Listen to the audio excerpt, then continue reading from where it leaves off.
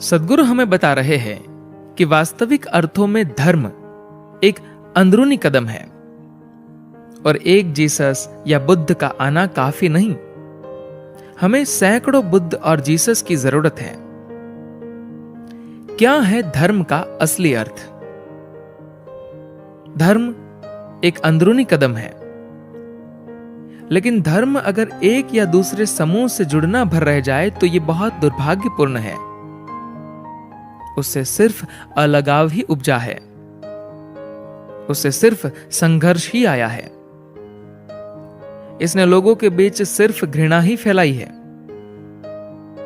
जो लोग आज एक साथ हैं, जैसे ही वे अपने धर्म के साथ पहचान जोड़ लेते हैं, वही अचानक अलग थलग हो जाते हैं। कल वे एक दूसरे के घर जलाने लगेंगे। 10 मिनट पहले वे ऐसा सोच भी नहीं सकते थे।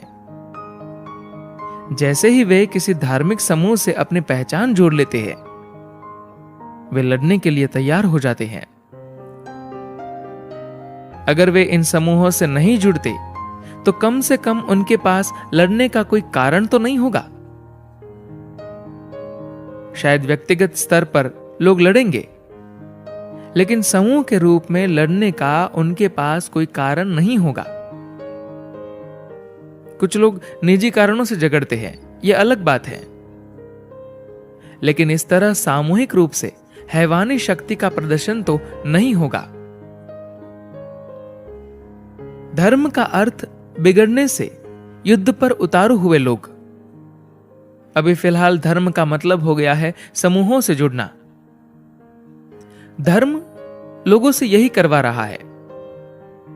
धर्म का मकसद लोगों को देवता बनाना है, लेकिन इसने उन्हें इंसान भी नहीं रहने दिया। वे जानवर के जैसे बनते जा रहे हैं, क्योंकि जैसे ही आप किसी समूह से जुड़ते हैं, आप उस समूह की रक्षा करना चाहते हैं। आपके अंदर की यह स्वाभाविक प्रतिक्रिया है, यह मनुष्य की सहज प्रवृत्ति है। एक बार आप किसी खास समूह से जुड़ गए तो आप हमेशा दूसरे समूह के लिए खतरा बन जाते हैं। शायद आप सब एक दूसरे से बातचीत करेंगे, ठीक ठाक बर्ताव करेंगे, लेकिन जैसे ही सीमा लांघी गई कि उसी क्षण आप युद्ध के लिए उतारू हो जाते हैं। शांति की लहर पैदा करने का समय। निश्चित रूप से हर व्यक्ति शांति चाहता है, वाकई में चाहता है। कोई भी संघर्ष नहीं चाहता, पर जिस क्षण वह एक समूह से जुड़ता है, वह लड़ता है ना? व्यक्तिगत स्तर पर अगर आप उनसे बात करें तो पाएंगे कि इस व्यर्थ चीज को कोई नहीं चाहता, पर जैसे ही वे किसी समूह के साथ जुड़ते हैं, वे अपनी बुद्धि खो देते हैं और एक अलग किस्म की भावना में जलने लगते हैं।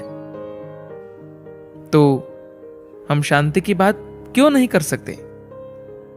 समय आ गया है कि हम इसकी बात करें। ये नई सहस्त्राब्दी है कि नहीं? आज अगर हम इसके बारे में सिर्फ बात करना शुरू करें, कम से कम अगली सहस्त्राब्दी तक इस स्थिति में कुछ बदलाव आ सकता है। अगर आप इस बारे में बात करने का साहस नहीं करते, तो आप इस संसार को हमेशा के लिए इसी दशा में छोड़ देंगे। जीसस को सूली पर लटकाने का एकमात्र कारण यही था कि उन्होंने इसके बारे में बोलने का साहस किया था। एक बार फिर लोगों के साथ वही चीजें हो रही है। तो ऐसा नहीं है कि आपने इसे एक बार ठीक कर दिया तो ये हमेशा ठीक रहेगा।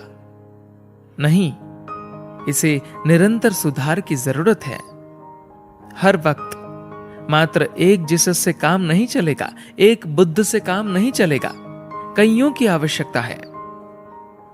केवल तभी इस दुनिया के लिए एक संभावना पैदा होगी जहां मानव स्वस्थ चित्त होगा, अन्यथा उसका उग्रवादी बनना जारी रहेगा।